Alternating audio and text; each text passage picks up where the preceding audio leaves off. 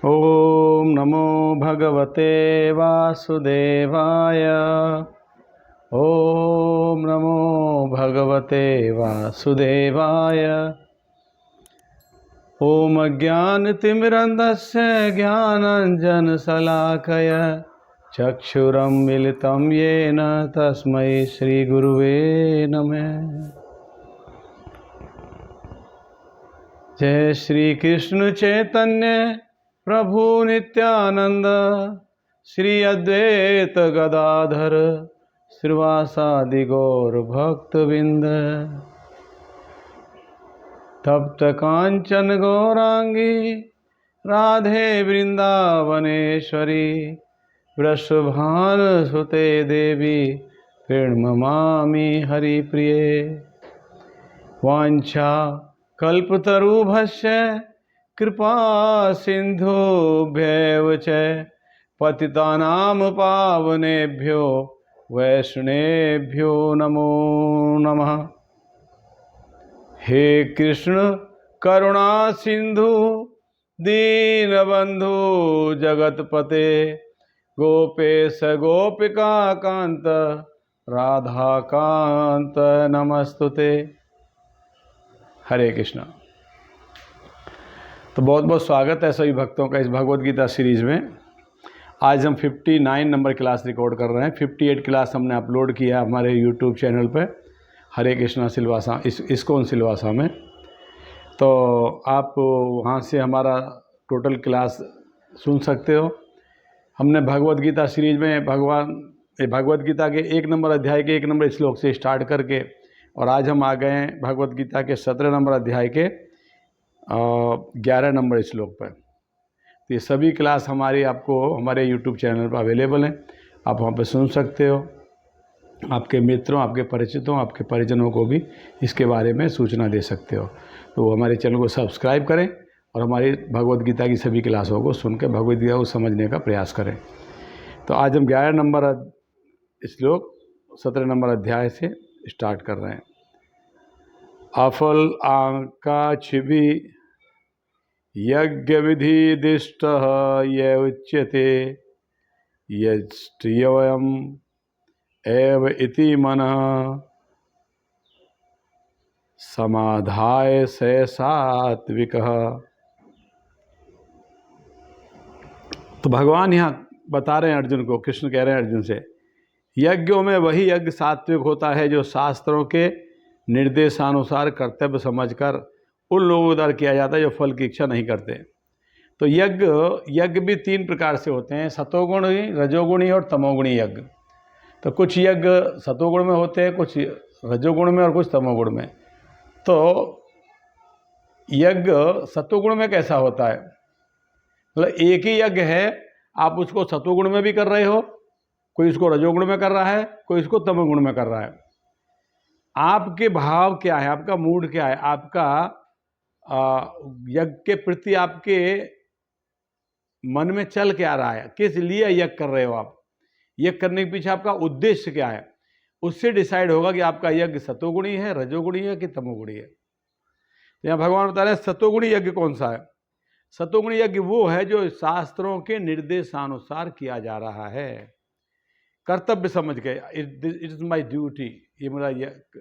As a गृहस्थ पंचसु यज्ञ करना पड़ता है गृहस्थों को। तो जो शास्त्रों के निर्देशानुसार कर्तव्य समझ के जो व्यक्ति यज्ञ कर रहा है और फल की इच्छा नहीं रख रहा कुछ यज्ञ से, मैं यज्ञ कर रहा हूं तो मुझे इसकी इस प्राप्ति हो, मैं यज्ञ कर रहा हूं तो मुझे इसकी प्राप्ति हो, नहीं, कोई इच्छा नहीं है। बिना इच्छा के, बिना कोई डिजायर के यज्ञ कर रहा है। किस लिए? क्योंकि शास्त्रों में ऐसा कहा गया है। अपना कर्तव्य समझ के जो व्यक्ति यज्ञ कर रहा है वो यज्ञ सतोगुणी है। समझ गए आप? सतोगुणी यज्ञ वो है जो शास्त्रों के निर्देशानुसार, जो शास्त्रों ने निर्देशित किया है वो यज्ञ कर रहा है व्यक्ति। किस लिए कर रहा है कि मेरा कर्तव्य है, शास्त्रों ने मुझे कहा है करने के लिए, इसलिए कर रहा हूँ। अगर इसका फल बोले मुझे कोई फल नहीं चाहिए इससे, मेरा कर्तव्य है इसलिए मैं कर रहा हूँ, शास्त्रों ने कहा है करने के लिए इसलिए मैं कर रहा हूँ, वो सतोगुणी यज्ञ है। अभी देखिए रजोगुणी यज्ञ कौन सा है। 12 नंबर श्लोक भगवान बता रहे हैं, अभिसंधाय तु फलम दंभ अर्थम अपि च एव यतः इज्जते भरत श्रेष्ठ तम यज्ञम विधि राजसम।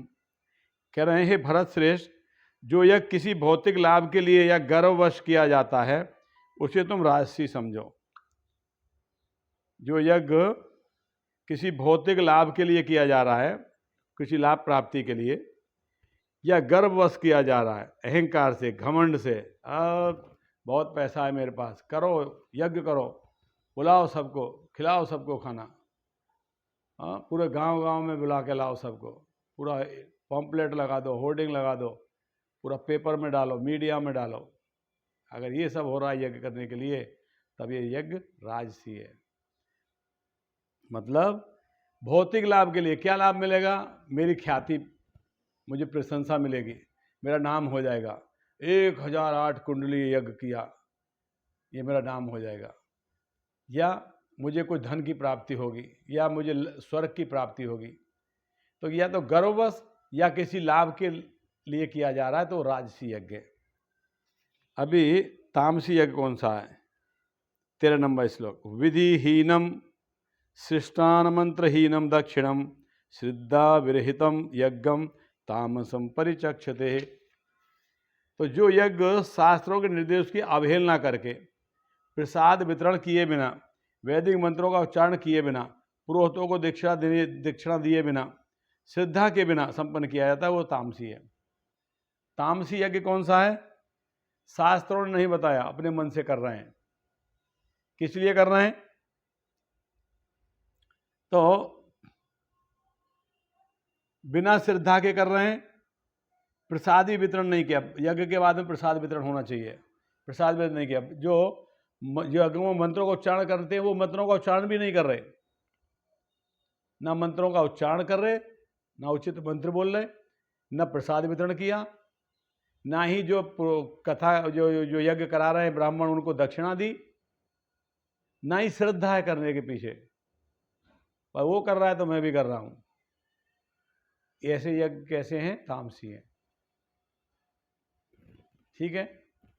तो सतोगुणी यज्ञ कौन सा था? जो बिना किसी इच्छा के कर्तव्य समझ के शास्त्रों के निर्देशानुसार किया गया, वो सतोगुणी। राजसी यज्ञ कौन सा था? राजसी यज्ञ वो था, रजोगुण संबंधित यज्ञ वो था जो भौतिक इच्छा को लेकर गर्व के साथ किया जा रहा हो, वो राजसी यज्ञ था। तमोगुणी यज्ञ कौन सा है? तमोगुण में यज्ञ वो है जो बिना मंत्रोच्चारण के, बिना ब्राह्मण को दान दिए, दक्षिणा दिए, या बिना व्यक्तियों को प्रसाद खिलाए, या तो बिना शास्त्रों के अनुमोदन के ऐसे ही कर रहे हैं, वो यज्ञ तामसी है। तो सत्वगुण में यज्ञ कौन सा हुआ, रजोगुण में यज्ञ कौन सा हुआ, तमोगुण में यज्ञ कौन सा हुआ? ये 3 श्लोक भगवान ने ये बताया यहाँ पे। अभी नेक्स्ट श्लोक 14 नंबर श्लोक। परमेश्वर, ब्राह्मणों, गुरु, माता पिता जैसे गुरुजनों की पूजा करना तथा पवित्रता, सरलता, ब्रह्मचर्य, अहिंसा ही शारीरिक तपस्या है। तपस्या के विषय में बताया। एक्चुअल तपस्या क्या होना चाहिए, हमारी तपस्या क्या होनी चाहिए। शरीर की तपस्या किसे कहते हैं? वाणी की तपस्या, शरीर की तपस्या अलग अलग बताइए। हाँ, तो अभी इस श्लोक में शरीर की तपस्या के विषय में बताया। तो शरीर की तपस्या क्या है? परमेश्वर, ब्राह्मण, गुरुजनों, माता पिता, इनकी पूजा करना, माता पिता की पूजा करना, ब्राह्मणों की पूजा करना, गुरुजनों की पूजा करना, है ना, ये, और पवित्र रहना, सरल रहना, ब्रह्मचर्य का पालन करना, अहिंसा का पालन करना, ये शरीर की तपस्या है। शारीरिक तपस्या कहा जाएगा इसे। ब्रह्मचर्य रहना, इंद्रियों को नियंत्रण करना, पवित्र रहना, समय समय पर उठ के नहाना, स्नान करना, वस्त्र आदि को धो के पहनना, और सरलता, सरलता मतलब सज्जनता, निष्कपटता, कपट नहीं होना, ये सब शारीरिक तपस्या है। यहाँ पर भगवान तपस्या के भेद बताते हैं, तपस्या किस प्रकार की होती हैं। शारीरिक तपस्या का वर्णन कर रहे हैं कि मनुष्य को चाहिए कि ईश्वर, देवों, योग, ब्राह्मणों, गुरु, माता पिता, गुरुजनों, वैदिक ज्ञान परंगत व्यक्तियों को प्रणाम करे, उनका आदर करे, उनका सम्मान करे, ये शारीरिक तपस्या है। और आंतरिक और बाह्य रूप से स्वच्छ रहे, शुद्ध रहे, स्नान आदि करके, और आचरण में सरल बने, सिंपल, ऐसा कोई कार्य न करे जो शास्त्र के विपरीत हो। तो ये सब शारीरिक तपस्या में आता है। अब वाणी की तपस्या, श्लोक संख्या 15।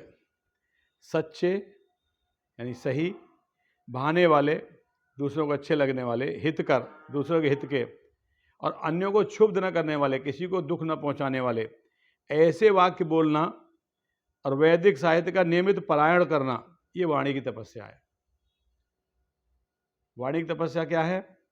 क्या बोलना है, कितना बोलना है, कब बोलना है, कैसे बोलना है, ये आना चाहिए हमको। ये तो जो मन में आया मुंह से निकाल दिया, जो मन में आया जो बोल दिया, ना समय देख रहे हैं, ना व्यक्ति को देख रहे हैं किससे बात कर रहा हूँ, जो मुंह में आया वो बोल दिया, ये नहीं, ये अनडिसिप्लिन है। डिसिप्लिन क्या है? समय, व्यक्ति को देख के बात करना, ये वाणी की तपस्या है। कई बार आप देखते हो ना, कुछ लोग बोलते हैं मैं तो खाए बिन रह जाऊंगा, बोले बिन नहीं रहूंगा, ऐसा बोलते हैं, मतलब बोलूंगा ही, मानूंगा नहीं।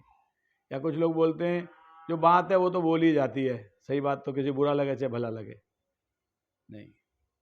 यहाँ भगवान बता रहे हैं सच्ची बात बोलना चाहिए, जो ट्रूथ है वो सत्य बोलना चाहिए। और कैसे बोलना चाहिए? बहाने वाला सत्य भी ऐसे बोलना चाहिए कि लोगों को खराब न लगे, ऐसा सत्य बोलना चाहिए।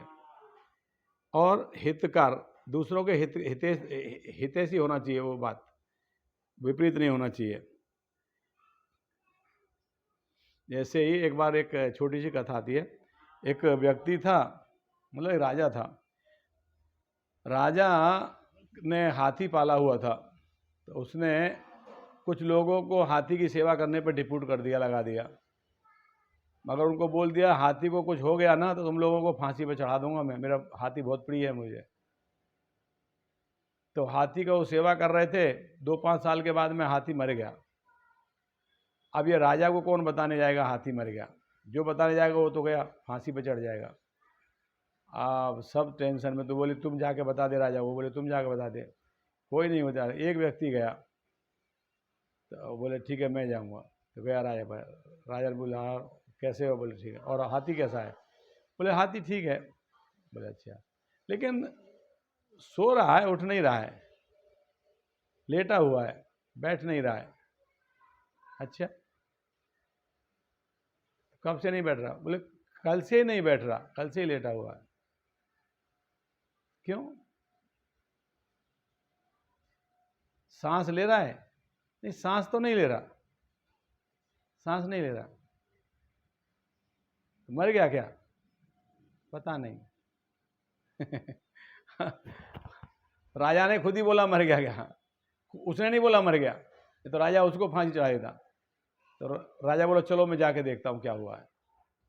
तो समाचार भी दे दिया और उसको पनिशमेंट भी नहीं मिला। तो ज़्यादा इसी तो बोला राजा साहब वो हाथी मर गया आपका। तो राजा, वो सही बात थी, लेकिन राजा को कैसा लगता? बड़ा खराब लगता। तो यहाँ बता रहे हैं वाणी की तपस्या क्या है? सच्चा, भाने वाला, हितकर, अन्यों को क्षुब्ध न करने वाला वाक्य बोलना और वैदिक साहित्य का नियमित पारायण करना। वैदिक साहित्य के अनुसार वाणी के शब्दों को चयन करना, ये वाणी की तपस्या है। शास्त्र सम्मत बात करना, शास्त्र सम्मत, शास्त्रों में जो दिया गया वो बातें करना, कहीं से भी उठा के कहीं नहीं बोल देना, शास्त्रों के प्रमाण के साथ वार्ता करना, ये वाणी की तपस्या है। 16 नंबर, मन प्रसाद सौम्यत्वम मौनमात्म विनिग्रह भाव संश्रुद्धि इति एतत् तपमानसम उच्यते।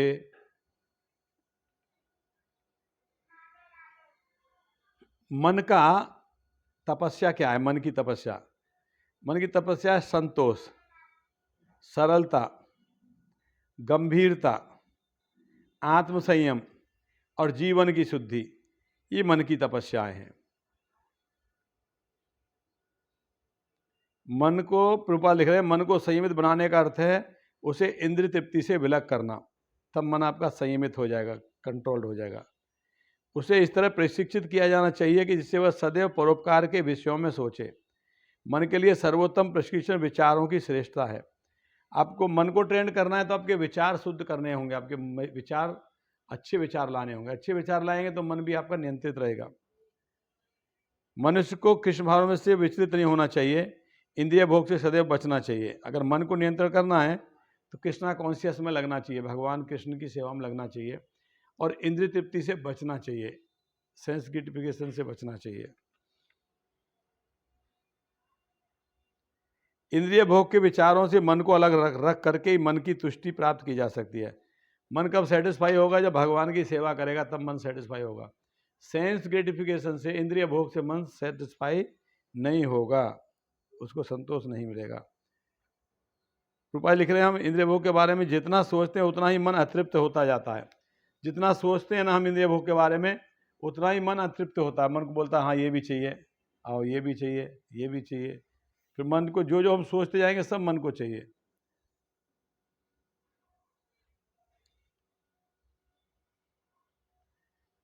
रूपा जी लिख रहे हैं वर्तमान युग में हम मन को व्यर्थी अनेक प्रकार के इंद्रिय तृप्ति साधनों में लगाए रखते हैं, जिससे मन संतुष्ट नहीं हो पाता।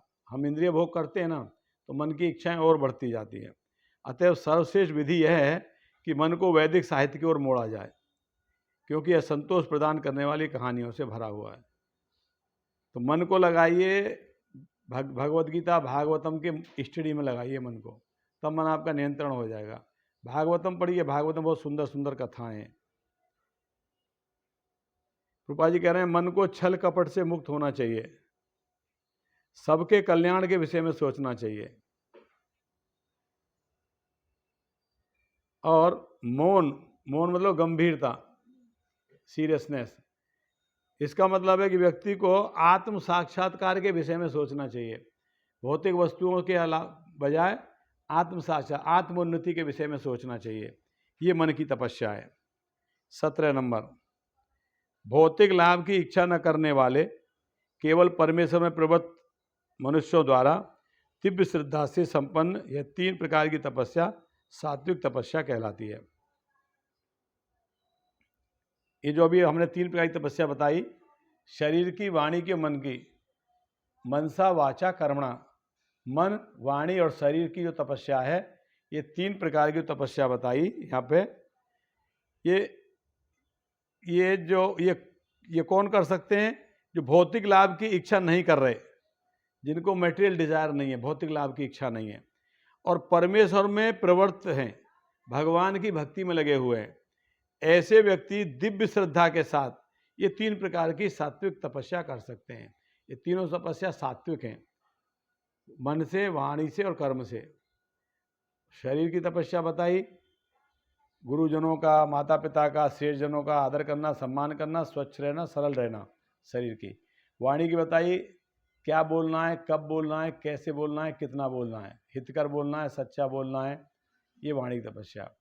और मन की तपस्या क्या बताई? मन की तपस्या बताई कि व्यक्ति को सरल होना चाहिए, मन में संतोष, सेटिस्फाई होना चाहिए, सीरियस रहना चाहिए। सीरियस मतलब भगवान की चिंतन करना चाहिए, बाकी भौतिक वस्तुओं का चिंतन नहीं करना चाहिए। यानी मन को नियंत्रित करना चाहिए, आत्म संयम करना चाहिए, मन कंट्रोल करना चाहिए। ये मन की तपस्या है। मन को इधर उधर भटक रहा है, पकड़ पकड़ लाना चाहिए। प्रभुपाद जी एक लेक्चर में बता रहे थे, मैं सुन रहा था, mind is like a child, एक बच्चे के समान है मन। बच्चा किधर भी जाएगा, but you have to take care of him. आपको ध्यान रखना है कहाँ जा रहा है, उसको गलत जगह जा रहा है, चोट लग जाएगी, गिर जाएगा, पड़ जाएगा, पकड़ के ले आओ उसको वापस से। वो फिर जाएगा, थोड़ी देर वहाँ खेलेगा, फिर वहाँ से उठ के चला जाएगा, फिर जाएगा तो गैस के पास जाएगा, इलेक्ट्रिसिटी के पास जाएगा, पंखे के पास जाएगा, चाकू पकड़ लेगा हाथ में, कुछ ना कुछ पकड़ लेगा बच्चा, जिससे उसको हार्मफुल हो सकता है, नुकसान हो सकता है। आपका क्या काम है? उसको वापस उससे वहाँ से ला के फिर वहाँ अपने सुरक्षित एरिया में लेके आना। तो ऐसे ही हमारा मन है, हमारा मन थोड़ी देर रहेगा सुरक्षित एरिया में, फिर कहीं ना कहीं चला जाएगा, आँख के पीछे भाग जाएगा, कान के पीछे भाग जाएगा, जीवा के पीछे भाग जाएगा, कहीं ना कहीं किसी ना किसी चीज़ को उसको इंद्रिय भोग करने का उसको विचार आएगा, हमको वापस पकड़ के उसको वहाँ लेके आना है, और ये कंटिन्यू चलता रहेगा। मगर एक समय के बाद में मन फिर जाना भी कम कर देगा, फिर हमारे वहाँ ज़्यादा टिकने लगेगा। जहाँ बिठाते हैं हम लोग सुरक्षित एरिया में, वहाँ ज़्यादा समय रुकेगा। तो ये प्रभुपाद जी बता रहे थे। तो ये यहाँ पे भौतिक लाभ की इच्छा न करने वाले केवल परमेश्वर और प्रवृत्त मनुष्य द्वारा श्रद्धा से संपन्न किए 3 प्रकार की तपस्या को सात्विक तपस्या कहलाती है। अब 18 नंबर में कहते हैं, जो तपस्या दंभ पूर्वक सम्मान सत्कार पूजा कराने के लिए संपन्न की जाती है वह राजसी रजोगुणी कहलाती है। यह तो स्थायी होती है, न शाश्वत होती है। अब और एक प्रकार की तपस्या है, वो कैसी है? दंभ पूर्वक तथा सम्मान, अपना सम्मान प्राप्त करने के लिए या अपना सत्कार या अपनी पूजा कराने के लिए ये जो तपस्या की जाती है, ये स्थायी नहीं होती, नहीं शाश्वत होती, हमेशा रहने वाली होती। ये राजसी तपस्या कहलाती है। कभी कभी लोग इसलिए तपस्या करते हैं कि लोगों को अट्रैक्ट करने के लिए। अब देखते हो कुंभ मेला में जाइए, अभी देखो वहाँ प्रयागराज में सब चल रहा होगा, ये कुछ साधु आग जला रखे होंगे। अभी तो ठंडी का सीजन है ना, ठंडे जल में खड़े होंगे। गर्मी होंगी तो गर्मी में आग जला देंगे और आग जला के उसके बीच में बैठ जाएंगे। ऐसा टेम्परेचर 44 डिग्री है, ऊपर से आग जली हुई है, उसके बीच में बैठे हुए हैं लोग, वहाँ जाकर देख रहे हैं। तो ये किस लिए तपस्या कर रहे हैं? वो लोगों को अट्रैक्ट करने के लिए। ये कैसी तपस्या है? ये राजसी है, यानी रजोगुण से पोषित है ये तपस्या। फिर 19 नंबर श्लोक भगवान बता रहे हैं, मूढ़ ग्राहेणात्मनः यत पीड़ा क्रियते तपः परस्य उत्सादन अर्थम वा तत् तामसम उदाहृतम। तामसी तपस्या क्या है? मूर्खतापूर्ण, आत्म उत्पीड़न के लिए, आत्मा को कष्ट देने के लिए, शरीर को कष्ट देने के लिए, अन्यों को विनष्ट करने के लिए, हानि पहुंचाने के लिए तपस्या की जाती है, वो तामसी कहलाती है। कुछ अघोरी होते हैं, कुछ भूखे प्यासे बैठ के कोई यज्ञ करेंगे, किस लिए कर रहे हैं? वो फलाने आदमी का बुरा करना है। कुछ लोग पैसा देकर करवाते हैं, ओ मेरा मेरा उसका बहुत झगड़ा हो गया है, कुछ ऐसा कर दो, आप यहाँ से कोई ऐसा मंत्र फूंक दो ताकि उसका सब सत्यानाश हो जाए। तो ये सब तपस्या कैसी है? तामसी तपस्या तमोगुण में की जाती हैं, मूर्खतावश अज्ञानता में की जा रही हैं। जैसे शास्त्रों में मूर्खतावश की तपस्या के उदाहरण क्या है? हिरण्यकश्यप ने तपस्या की थी ब्रह्मा जी की, बहुत बड़ी तपस्या की थी। किस लिए? मैं अमर हो जाऊं, सब देवताओं को हरा दूं, सबको तहस नहस कर दूं, पूरी पृथ्वी पूरा ब्रह्मांड मेरे हाथ में आ जाए। ये तपस्या अहंकार में की गई थी, मूर्खतावश तमोगुणी तपस्या थी। और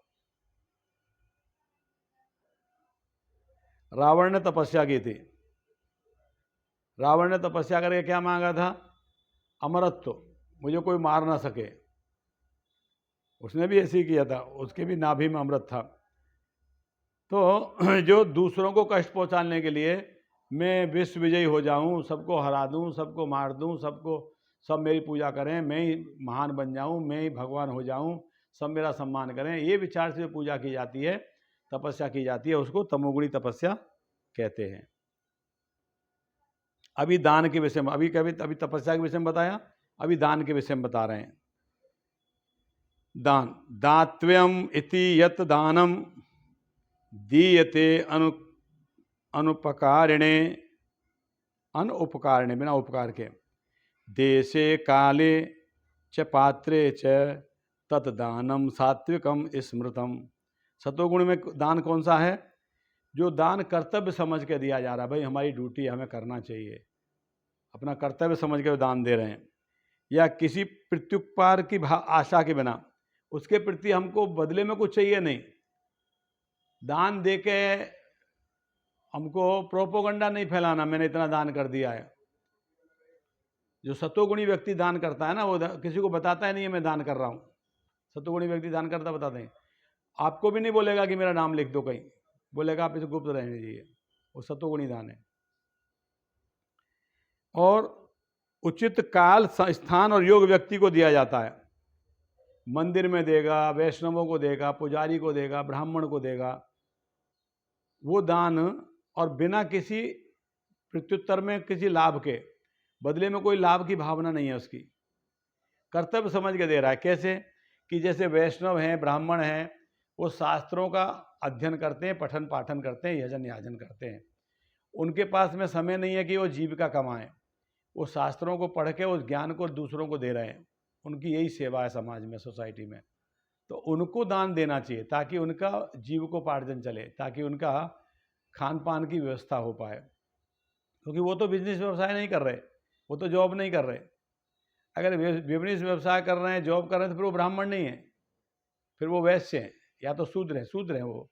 व्यवसाय कर रहे हैं तो वैश्य हैं, और जॉब कर रहे हैं तो शूद्र हैं। हाँ, अगर धार्मिक ग्रंथों का अध्ययन कर रहे हैं और शिक्षा ग्रहण करके शिक्षा दे रहे हैं तो ब्राह्मण है। तो सतोगुणी दान वो है जो कर्तव्य समझ के, बिना प्रत्युत्तर में लाभ के, कोई बदले में कुछ चाहिए नहीं हमें, और जिम्मेदारी समझ के और उचित समय और उचित व्यक्ति को उचित स्थान पर दे रहे हैं, तो सतोगुणी दान है। जैसे मंदिर में भगवान के नाम के कथा में, प्रचार प्रसार में, ऐसी जगह दान दे रहे हैं, मंदिर में दे रहे हैं दान। अगर आप दूसरी जगह कहीं दान दे रहे हो जहाँ पे कोई स्पोर्ट्स हो रहा है, उस स्पोर्ट्स में दान दे रहे हो, स्पोर्ट्स कंपटीशन में, तो वो आपका सतोगुणी दान नहीं है। वो भी बताएंगे, रजोगुणी तमोगुणी दान भी आगे आएगा। तो सतोगुणी दान पहले समझ लीजिए। सतोगुणी दान वो है जो उचित व्यक्ति को और कर्तव्य समझ के और बिना बदले में कुछ फल की प्राप्ति के दिया जाता है, वो सतोगुणी दान है। अभी नेक्स्ट रजोगुणी दान। रजोगुणी दान कौन सा है? 21 नंबर श्लोक। किंतु जो दान प्रत्युपकार की भावना से या कर्म फल की इच्छा से या अनिच्छा पूर्वक किया जाता है, वह रजोगुणी कहलाता है। क्या क्या बताया? प्रत्युपकार की भावना, बदले में कुछ मिले। अच्छा, मैं 11,000 रुपये दे रहा हूँ, तो फिर क्या करोगे? मेरा वहाँ पे नाम आएगा, मेरा लिखोगे वहाँ नाम? 11,000 रुपये दिया उन्होंने? नहीं। फिर जो 21,000 रुपये दोगे तो आपका नाम आएगा? नहीं नहीं नहीं, तो फिर नहीं देंगे हम। हमारा नाम वहाँ लिख दिया, हमारा नाम लिख दीजिए वहाँ पे, हमने दान किया है। और रजोगुणी दान है ना। प्रत्युप का बदले में कुछ चाहिए, तारीफ चाहिए। अब अनाउंस कर देना, अच्छा हमारा माइक में बोल देना, उन्होंने प्रभु जी ने 11,000 रुपये दान किए, ऐसे माइक में बोल देना। मतलब कोई बदले में हमें चाहिए उसके, है ना। प्रत्युप की भावना या कर्म फल की इच्छा, जो कर रहे हैं उसका इच्छा हमें फल मिलना चाहिए। अच्छा प्रभु जी दान तो कर रहे हैं हम, लेकिन वो अभिषेक में मुख हम रहेंगे, पहले हमारा अभिषेक, हमसे अभिषेक कराइए शुरुआत। हमारी परिवार, हमारा फैमिली अभिषेक करेगा। तो रजोगुण दान कौन सा है? जो बदले में कुछ चाहिए, जिसके बदले में, और अनिच्छा पूर्वक, मन नहीं है देने का, लेकिन कोई फोर्स कर रहा है। बहुत सारे मित्र बैठे हुए हैं, देना यार, सब दे रहे हैं, तू भी दे दे कुछ। अरे यार देना, दे, जबरदस्ती दिला रहे हैं, तो 1100 रुपये निकाल के दे रहा है। अनिच्छा, अच्छा नहीं है देने की, लोग फोर्स कर रहे हैं इसलिए देना पड़ रहा है। ये भी दान कैसा है? रजोगुणी दान है। तो रजोगुणी दान के क्या लक्षण है? जो बदले में कुछ प्राप्त करना चाहता है दान देके, या अपना नाम करना चाहता है, या देने की इच्छा नहीं है, मजबूरी में देना पड़ रहा है, वो रजोगुणी दान है। अभी तमोगुणी दान कौन सा है? जो दान किसी अपवित्र स्थान में, जैसे बियर बार के सामने कुछ भिखारी बैठे हुए हैं, उनको दान दे रहे हो, अनुचित समय में